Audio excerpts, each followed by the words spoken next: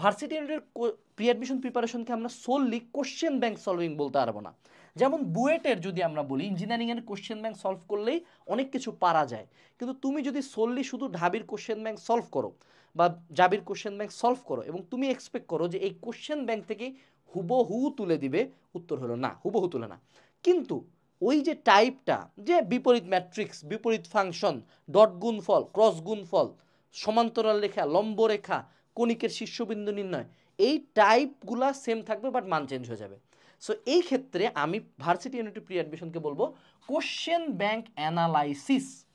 অর্থাৎ আমার এই ঢাবির কোশ্চেন ব্যাংকটা সলভ করে আমাকে জানতে হবে যে ম্যাট্রিক্স নির্ণায়ক চ্যাপ্টার থেকে কোন কোন টপিক সবচেয়ে ইম্পর্টেন্ট, বিপরীত ম্যাট্রিক্স, ব্যতিক্রমী ম্যাট্রিক্স, এই দুইটা থেকে সর্বাধিক কোশ্চেন আসছে।